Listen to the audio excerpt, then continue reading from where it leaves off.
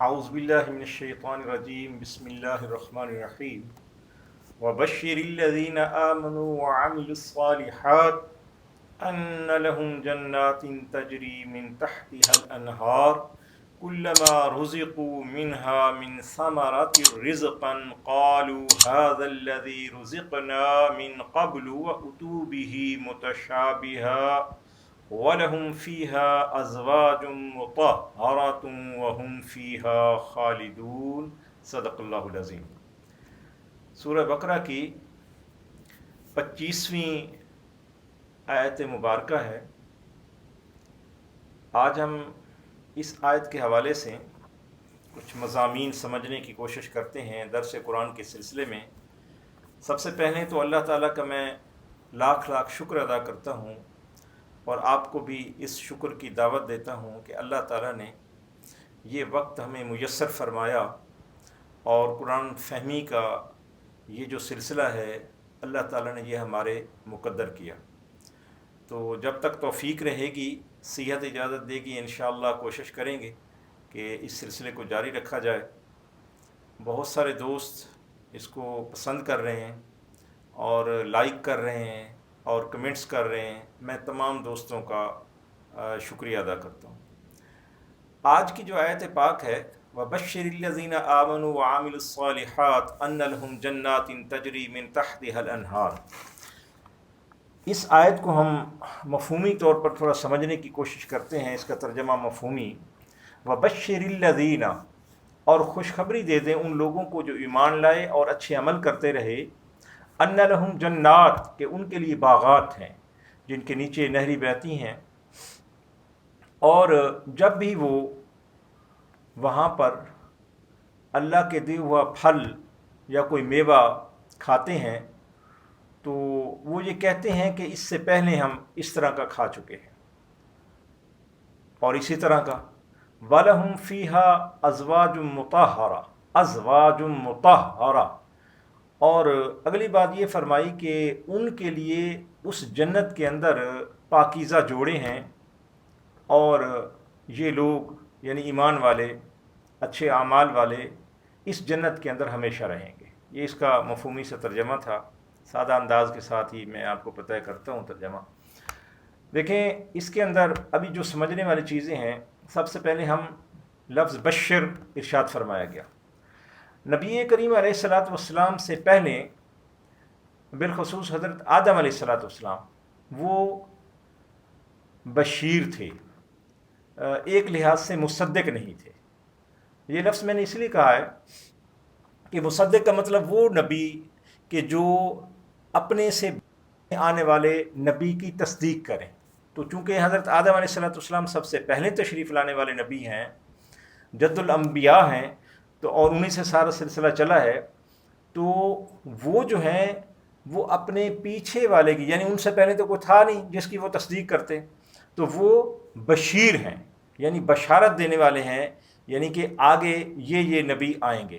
تو اسی طرح حضرت عیسیٰ علیہ السلام کی بشارت بھی بڑی مشہور ہے کہ نبی کریم علیہ السلام کے حوالے سے وہ بشارت دیتے تھے۔ اسی طرح اللہ جل وعلا نے تمام انبیاء کو یہ حکم دیا کہ آپ کے بعد جتنے بھی نبی آئیں گے ان کی بشارتیں جو ہیں وہ آپ نے دینی ہیں۔ نبی کریم علیہ السلام مصدق ہیں، یعنی اس حوالے سے بشیر نہیں ہیں، کیونکہ آپ کے بعد آپ تو خاتم النبیین ہیں، آپ کے بعد کسی نبی نے نہیں آنا، تو نبی کریم علیہ السلام اس حوالے سے مصدق ہیں، اور بشیر ایک اور لحاظ سے ہیں، وہ میں آپ کو بتاتا ہوں۔ تو فرمایا وَبَشِّرِ الَّذِينَ آمَنُوا، خوشخبری دے دیں۔ تو نبی کریم علیہ السلام جو بشارت یا بشیر ہیں، وہ اس لحاظ سے نبی کریم علیہ السلام بشیر ہیں کہ وہ اللہ کی رحمتوں کی بشارت دیتے ہیں۔ یہ بشارت آپ نہیں دیتے کہ میرے بعد کوئی نبی آئے گا، یہ باقی نبیوں نے دی، تو آپ ان کے مصدق ہیں۔ تو یہ بشارت آپ نہیں دیتی ہیں کہ میرے بعد کوئی اور نبی آئے گا، اور یہ جو بشارت دی تھی یہ حضرت عیسیٰ علیہ السلام نے اور باقی انبیاء دیتے رہے۔ تو آپ اللہ کی رحمتوں کی بشارت دیتے رہے، جس طرح کہ اس آیت کو اگر آپ غور سے دیکھیں تو فرمایا وَبَشِّرِ الَّذِينَ آمَنُوا وَعَمِلُوا الصَّالِحَاتِ، آپ خوشخبری دے دیں۔ کس چیز کی خوشخبری یا بشارت؟ وہ کیا ہے؟ أَنَّ لَهُمْ جَنَّاتٍ، جنت کی خوشخبری۔ تو آپ اللہ کی رحمتوں کی، اللہ کی جنت کی، اللہ کے فضل کی، اللہ کی کرم نوازیوں کی اور ان چیزوں کی جو اللہ تعالیٰ نے مخلوق کے اوپر کرم نوازیاں فرمائی ہیں یا فرمائے گا، ان کی بشارتیں دینے والے ہیں۔ اچھا، ایک اور چیز بھی اس کے اندر آ سکتی ہے کہ اللہ جل وعلا اس کو اگر اس کا جو مفہوم عام کیا جائے تو اس کا مطلب یہ بھی ہو سکتا ہے کہ جو علماء ہیں، صلحاء ہیں، جو بعد میں حضور کی امت کے اندر آئیں گے، ان کو بھی یہ کہا جا رہا ہے کہ آپ لوگوں کے سامنے جب بات کریں اور دعوت و تبلیغ کی بات کریں تو ان کو بشارتیں دیا کریں۔ ڈرانا بھی ظاہر ہے اس کے ساتھ ہوتا ہے، مکمل یہ نہیں کہ ہر وقت آپ بس خوشخبریاں سناتے رہیں، بشارتیں دیتے رہیں، تو اس طریقے سے لوگ جو ہیں وہ عمل سے دور ہو جائیں گے۔ تو اس طرح نہیں کرنا کہ ہر وقت ہی آپ بشارت دیتے رہیں، خوشخبریاں دیتے رہیں، اس طریقے سے بد عملی ہو جاتی ہے۔ اب بشارت کا یہ ہے کہ جو سلسلہ ہے وہ پہلو جو ہے وہ غالب رکھنا ہے بشارت، اور اسی چیز کو اللہ تعالیٰ نے یہاں پر بیان کیا، وَبَشِّرِ الَّذِينَ آمَنُوا، اور خوشخبری دے دیں، بشارت دے دیں ان لوگوں کو جو ایمان لائے، وَعَامِلُوا الصَّالِحَاتِ، اور نیک عمل کرتے رہے۔ یہاں پر پہلے اللہ تعالیٰ نے ایمان کا ذکر فرمایا ہے، ایمان لانے کا۔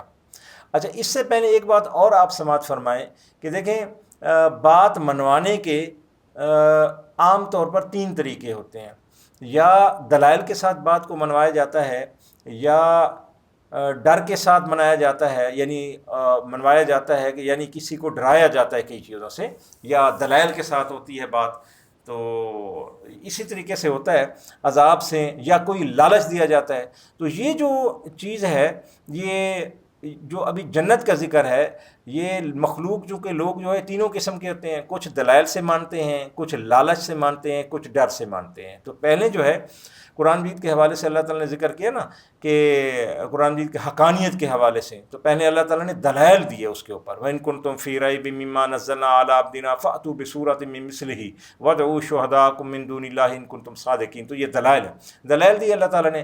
تو مخلوق کی قسمیں ایسی ہی ہوتی ہیں، لوگوں کے ذہن ہوتے ہیں ایسے، کچھ لوگ ایسے ہوتے ہیں کہ جو دلیل کے ساتھ بات کو مان لیتے ہیں، اور کچھ لوگ ایسے ہوتے ہیں دلیل کے ساتھ نہیں مانتے ہیں، تو پھر ان کو کوئی ڈراوا دیا جاتا ہے۔ تو اسی طرح پھر آگے اللہ تعالیٰ نے فرمایا اعدت للکافرین، تو ڈر والی بات بھی آ گئی، کچھ لوگ ڈر کے بغیر نہیں مانتے، تو ڈرانے کا سلسلہ آ گیا۔ اب اس آیت کے اندر اللہ جل وعلا کچھ طبیعتیں ایسی ہوتی ہیں کہ جو لالچ کے ساتھ بات کو ماننے والے ہوتے ہیں۔ ویسے اگر دیکھا جائے تو نفس کا تعلق اس کے ساتھ ہوتا ہے، لالچ کے ساتھ ہوتا ہے، دل کا تعلق جو ہے ڈر کے ساتھ ہوتا ہے، اور دلائل کا تعلق دماغ کے ساتھ ہوتا ہے۔ تو لوگ ایسے ہوتے ہیں، کوئی دماغ کی کیفیت میں ہوتا ہے، کوئی دل کی کیفیت میں ہوتا ہے، اور کوئی لالچ کی کیفیت میں ہوتا ہے۔ تو تینوں ذریعوں کا استعمال اللہ جل وعلا نے کیا ہے لوگوں کو بات سمجھانے کے لیے، مخلوق کو بات سمجھانے کے لیے۔ لیکن ایک بات یہاں پر میں ضرور کروں گا، اور وہ بات یہ ہے کہ، اور بڑی مزے کی وجد آفریں بات ہے کہ یہ جتنی چیزیں ہیں عشق کا ان چیزوں کے ساتھ، یعنی عشق جو ہے اسباب اور ذرائع کا محتاج نہیں ہے۔ اب عقل تو کہتی ہے کہ کشمیر اور پیرس جو ہے وہ خوبصورت ہیں، لیکن عشق کا تقاضا ہے کہ مدینہ خوبصورت ہے۔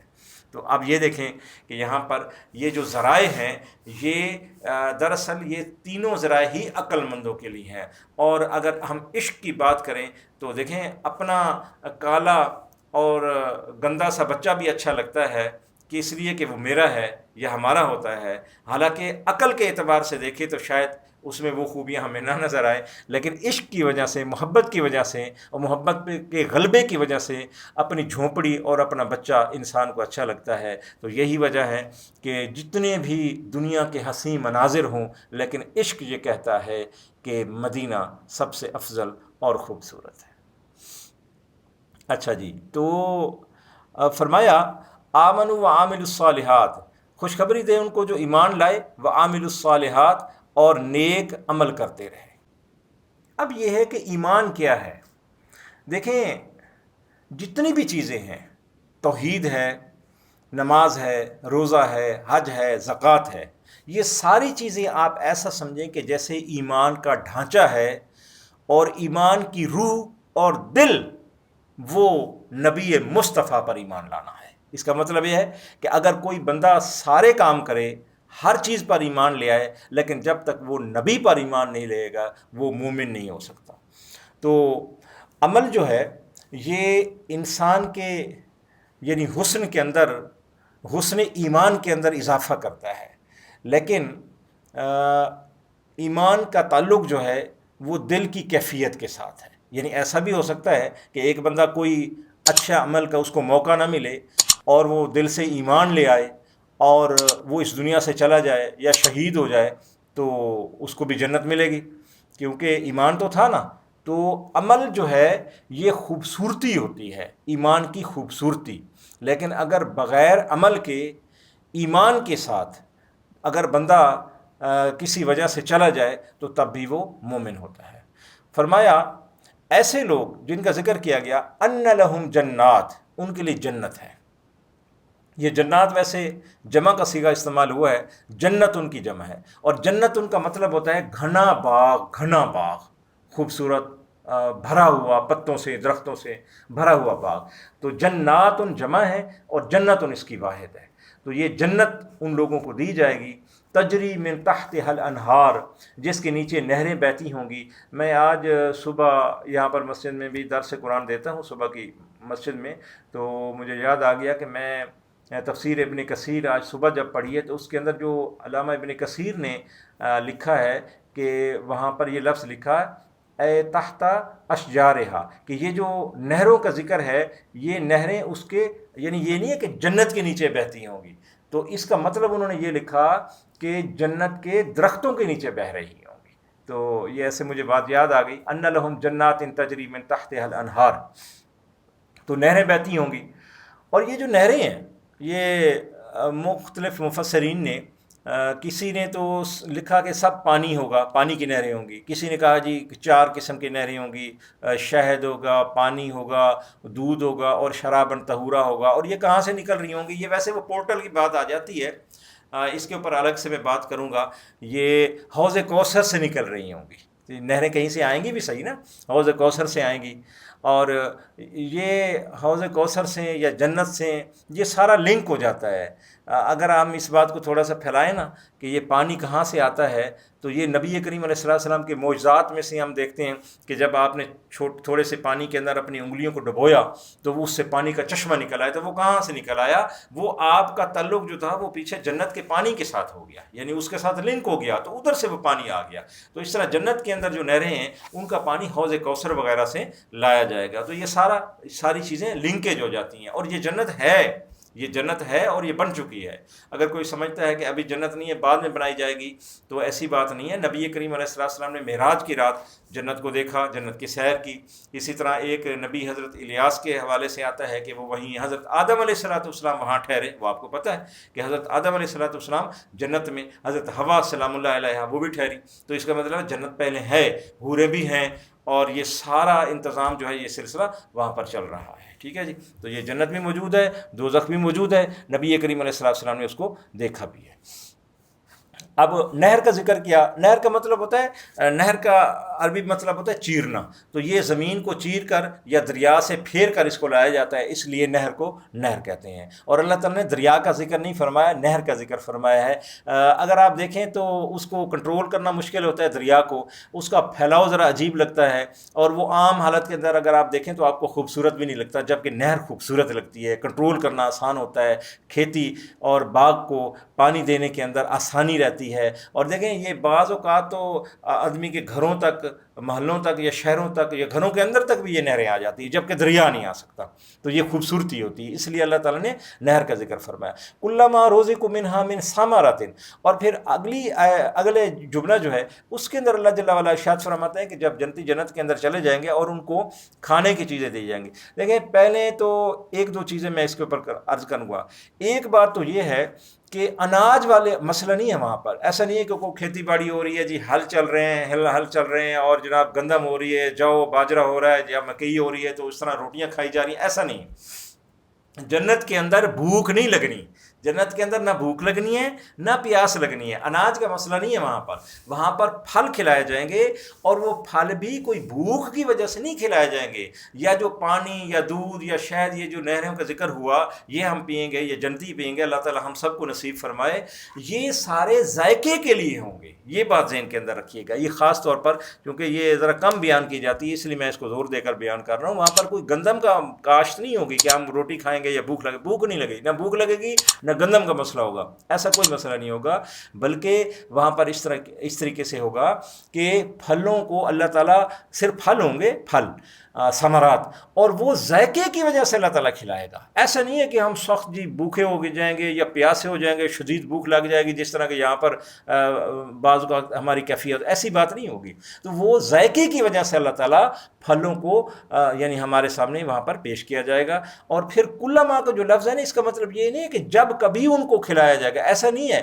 اس کا مطلب یہ ہے کہ جب وہ کھائیں گے، جب وہ کھائیں گے، یعنی ان کا دل کرے گا کہ میں ذائقہ چینج کروں، اور وہ جب پھل کھائیں گے، تو اس کا مطلب ہے کہ یہ چیز جنتیوں کے مزاج کے اوپر، ان کی خواہش کے اوپر ہوگی۔ تو جب بھی وہ پھل کھائیں گے تو وہ کہیں گے یہ تو ایسے ہی ہے جیسے ہم دنیا کے اندر کھاتے تھے جی، تو اسی طرح کی شکل و صورت ہے، لیکن جب وہ کھائیں گے تو ان کا ذائقہ منفرد ہوگا، اور جب بھی کھائیں گے وہ پچھلے ذائقے سے مختلف ذائقے کو پائیں گے، اور یہی اس کی خوبصورتی ہوگی۔ اگر آپ نامانوس پھل کہیں کہ وہاں پر نامانوس پھل یعنی عجیب و غریب شکلیں ہوں وہاں پھلوں کی، اور بندے نے دیکھی نہ ہوں، جنتی نے دیکھی نہ ہوں، تو پھر تو وہاں تو پریشان ہو جائے گا۔ نامانوس چیز کو دیکھ کر بندہ عجیب کیفیت کا شکار ہو جاتا ہے۔ تو لہٰذا وہ اس لیے فرمایا کہ وہ مانوس ہوں گے ان شکلوں سے، اور ان شکلوں کے مانوس ہونے کی وجہ سے وہ یہ سوچیں گے یا کہیں گے کہ یہ پھل تو جی پہلے کھایا ہوا ہے، تو جب وہ کھائیں گے تو اس کا ذائقہ اس سے جدا ہوگا۔ تو ایک دو اور چیزیں بھی دیکھیں، سن لیں اس کے اندر، یہی موقع ہے بیان کرنے کا کہ ان کو لباس پہنائے جائیں گے جی۔ 70 لباس کا ذکر آتا ہے جنتیوں کو، اور بڑے قد ہوں گے ان کے، 70 لباس ہوں گے، اور ہر لباس بڑا خوبصورت ہوگا اور اتنا صاف ہوگا کہ ہر ایک لباس کے اندر میں سے یعنی 70 پردے ہوں گے لباسوں کے جو جنتیوں نے پہنے ہوئے ہوں گے، اور بڑے بڑے قد ہوں گے۔ بعض روایت میں تو حضرت آدم کے قد کے برابر، یعنی کافی سارا قد ہوگا ان کا، اس قد کے برابر لکھا گیا ہے۔ تو 70 لباس ہوں گے، یعنی اوپر پہنے ہوئے ہوں گے، اور مزے کی بات یہ ہے کہ وہ 70 کے جو کلر ہوں گے، رنگ ہوں گے، خوبصورتی ہوگی، وہ ایک دوسرے کو چھپا نہیں رہے ہوں گے، بلکہ وہ سارے کے سارے نظر آ رہے ہوں گے۔ یہ جنتیوں کا لباس ہوگا۔ اور پھر ایک اگلی بات یہ بھی ہے کہ وہ ان کی جو عمر ہوگی وہ 35 سال کے قریب۔ حضرت اکرمہ رضی اللہ تعالیٰ عنہ فرماتے ہیں کہ حضرت اکرمہ کہتے ہیں رضی اللہ تعالیٰ عنہ کہ 35 سال کی عمر ہوگی جنتیوں کی عمر جو ہے، اور ان کی داڑھی نہیں ہوگی، یعنی داڑھی اور مونچھ جیسے نہیں ہوتی اور ایک جوانی کی کیفیت ہوتی ہے، اس کیفیت کے اندر جنتی جو ہیں ہوں گے، اور وہ ہمیشہ اس کیفیت کے اندر رہیں گے۔ تو یہ کیفیت بتائی گئی ہے جنتیوں کی۔ اور ایک دو اور چیزیں بھی میں بیان کر دیتا ہوں اسی موقع کی مناسبت سے، کہ جنتی جو ہوں گے، چاہے وہ عورتیں ہوں یا مرد ہوں۔ اب حوروں کا ذکر بھی ہے، تو حوروں کا ذکر بھی یہاں کرنا مناسب ہے، اور آگے آ رہا ہے آیت کے حوالے سے۔ تو جنتی جو ہوں گے اور حوریں جو ہوں گی، یا اس کے حوالے سے ان کی جو عمر بتائی گئی ہے جنتیوں کی، یہ 35 سال ہے۔ تو ویسے حوریں تو پہلے سے ہیں، اور یہ ہماری جنس سے نہیں ہے۔ حوریں جو ہیں یہ ہماری جنس سے نہیں ہے۔ ہماری جنس کا مطلب یہ ہے کہ جنس سے انسان، اس سے یہ نہیں ہے۔ اور ایک بات اور دیکھیں شروع میں کہ اللہ تعالیٰ نے جنت کے حوالے سے جب ذکر کیا تو وہاں پر جنوں کا ذکر نہیں کیا، کیونکہ وہ مومن انسانوں کے لیے ہے جنت، مومن انسانوں کے لیے جنت ہے، تو یہاں پر یہ ذکر کیا گیا۔ تو جنتی جو ہے وہاں پر ہوں گے، اور حوریں جو ہیں وہ ہماری جنس سے نہیں ہیں جی، اور وہ اللہ جل وعلا نے ان کو اور ہی طریقے سے تخلیق فرمایا ہے۔ اب یہاں پر اگر ہم شادی کریں تو اپنی جنس سے کرتے ہیں، وہاں پر ہمارا جو جوڑے بناتا ہے اللہ تعالیٰ بنائے گا، وہ غیر جنس سے بنائے جائیں گے۔ یہ بیوی بھی ہمارے ساتھ ہوگی، یہ بیوی بھی ہمارے ساتھ شامل ہوگی، یعنی یہ بھی حاصل ہوگی، اور وہ حوریں بھی ہمیں ملیں گی۔ تو وہ حوریں کسی اور ہی چیز سے بنی ہوئی ہوں گی، حوریں جو ہیں۔ تو اب یہاں پر یہ ہے کہ اللہ تعالیٰ نے جوڑے بنائے ہیں، اور بہت ساری حوریں جو ہیں وہ عطا ہوں گی جنتی کو، اور یہ بیوی بھی ہوگی۔ اگر یہ اسلام کی حالت کے اوپر فوت ہوئی اور اس کے نکاح کے اندر رہی اسی بندے کے اندر، تو اسی جنتی کو یہ بیوی دی جائے گی۔ اگر اس کا نکاح تبدیل ہو گیا تو اس کی اور پھر آگے تفصیلات ہیں، اور یہی وجہ ہے دیکھیں جس کے نکاح میں بیوی ہو تو وہ اسی کو دی جائے گی۔ اور نبی کریم علیہ السلام کے حوالے سے بھی تو یہی بات ہے نا، اسی لیے امہات المومنین نبی کریم علیہ السلام کے پردہ پوش ہونے کے بعد یہ جائز نہیں ہے کہ کوئی ان کے ساتھ نکاح فرمائے، کیونکہ وہ انہی کی بیویاں ہیں نبی کریم علیہ السلام کی۔ اس کے علاوہ بھی ذکر کیا گیا ہے۔ تو اسی طرح اگر کوئی دونوں اچھے تھے، دونوں جنتی ہو گئے اور دونوں اسلام کی حالت میں فوت ہوئے تو میاں بیوی، تو وہاں پر ان کی بیوی بھی ہوگی، اور اس کا حسن ایسا نہیں ہے کہ اگر کہیں پر یہاں پر اگر کسی کی کوئی کم خوبصورت تھی تو وہ کہے گا کہ جناب ادھر بھی مجھے یہی ملے گی، اس کی اتنی خوبصورتی تو ہے ہی نہیں، تو اس کا حسن بھی حوروں سے کم نہیں ہوگا۔ یعنی وہ بیوی جو اگر وہاں پر جنت میں آپ کو اپنی بیوی دنیا والی ملتی ہے تو اس کا حسن جو ہے حوروں سے کم نہیں ہوگا، اس کو بھی اللہ تعالیٰ حسین فرما دے گا۔ تو اس کی کافی تفصیلات ہیں۔ بالفرض اگر کوئی مومن عورت تھی، ایک مثال اور میں دے دیتا ہوں، ایک مومن عورت تھی، کسی کے نکاح میں تھی، اس کا خامد کافر ہو گیا، کافر ہو کر مر گیا، تو ظاہر ہے جب وہ کافر ہو گیا تو وہ تو جنت میں نہیں جائے گا، وہ جہنم میں جائے گا۔ تو یہ بیوی جب جنت میں جائے گی تو اللہ تعالیٰ جنت کو بھرنے کے لیے کچھ مرد پیدا کرے گا، مثالی اجسام آپ اس کو کہہ سکتے ہیں، تو وہ اللہ تعالیٰ ان مردوں میں سے کسی مرد کے ساتھ اس عورت کی شادی کر دے گا اور یہ وہاں رہیں گی۔ تو اس طرح کی تفصیلات ہیں۔ تو یہ اللہ تعالیٰ نے فرمایا وَلَهُمْ فِيهَا أَزْوَاجٌ، تو یہ جوڑوں سے مراد بیویاں ہیں، مطہراتٌ۔ اچھا، مطہراتٌ کا مطلب ہے کہ وہ پاکیزہ ہوں گی، اور لوگ بھی پاکیزہ ہوں گے، مرد بھی اور بیویاں بھی۔ پاکیزے کا مطلب یہ ہے کہ کسی قسم کا کوئی ان کو یعنی تھوک، حیض، نفاس اور پسینہ، بدبو، سمیل، یہ کچھ بھی نہیں ہوگا۔ اور اسی طرح مردوں کے حوالے سے بھی یہ ہے کہ کوئی بول و براز، پاخانہ وغیرہ یا پیشاب وغیرہ یہ بالکل قطعاً کچھ بھی نہیں ہوگا۔ ہلکا سا پسینہ آئے گا اور وہ پسینہ بھی خوشبودار ہوگا، اور یہ سارے خوشبودار، طاہر، مطہر اور پاک ہوں گے، پاکیزہ ہوں گے، خوبصورت ہوں گے، اور اللہ جل وعلا کی نعمتوں کے اندر لطف لے رہے ہوں گے۔ وَهُمْ فِيهَا خَالِدُونَ۔ اور ایک آخری بات یہ دیکھیں کہ جب اتنی نعمتیں مل جائیں، کرم نوازیاں ہو جائیں، تو آخری بات پھر یہی ہوتی ہے کہ بندہ پریشان ہوتا ہے کہ کہیں ایسا نہ ہو کہ زوال نعمت ہو جائے، یا میں اس اچھی جگہ سے، جنت مکان سے نکل جاؤں۔ اللہ نے اس کا جواب دے دیا وَهُمْ فِيهَا خَالِدُونَ، کہ ان کو نکالا نہیں جائے گا، وہ اس کے اندر ہمیشہ ہمیشہ رہیں گے۔ آخر میں ایسے دلچسپی کے لیے، تفنن طبع کے لیے، یہ جو نیچری حضرات ہیں نا، نیچری، وہ ان کا ایک شعر مجھے ذہن میں آ رہا ہے، ایسی جنت کا کیا کرے کوئی، ایسی جنت کا کیا کرے کوئی جس میں لاکھوں برس کی حوریں ہوں۔ یعنی کہنے کا مطلب یہ ہے کہ حوریں ابھی بن گئی ہیں، تو جب وہ جنت ہمیں ملے گی تو اس وقت تو ان کی عمر جو ہے وہ لاکھوں برس ہو چکی ہوگی، وہ یہ کہتے ہیں۔ تو ایسی جنت کا کیا کرے کوئی جس میں حوریں لاکھوں برس کی ہوں۔ حالانکہ ایسی بات نہیں ہے۔ دیکھیں یہ عمر کا جو سلسلہ ہوتا ہے نا، یہ مٹیریل کے ساتھ ہوتا ہے، یہ جسم عنصری جو ہوتا ہے یہ اس کے ساتھ ہوتا ہے، جو حقیقت ہوتی ہے اس کے اندر، اس کے ساتھ عمر کا تعلق نہیں ہوتا۔ مثلا دیکھیں روح جو ہے، روح کو کوئی کہہ سکتا ہے کہ یہ پرانی ہے؟ یہ تارے جو ہیں، یا جو سورج ہمیں نظر آتا ہے، یہ چاند نظر آتا ہے، اس کو ہم کہہ سکتے ہیں کہ یہ اب بہت پرانا ہو گیا ہے جی، یہ تو حضور کے دور سے بھی پہلے کا سورج ہے اور یہ اب پرانا ہو گیا، کوئی کہہ سکتا ہے؟ نہیں، یہ اس وقت بھی ایسے ہی تھا اور اب بھی ایسے ہے۔ تو چنانچہ جس طریقے سے اللہ تعالیٰ نے حوروں کو پہلے بنایا ہے، جب آپ کو ملیں گی، جب جنتیوں کو ملیں گی تو وہ ویسے ہی خوبصورت، حسین و جمیل ہوں گے، اور اس وقت کے گزرنے کا ان کے اوپر اثر نہیں ہوگا۔ اللہ جل وعلا سے دعا ہے، یہ ساری اللہ کی نعمتوں کا ذکر ہوا ہے، ساری اللہ کی نعمتیں ہیں۔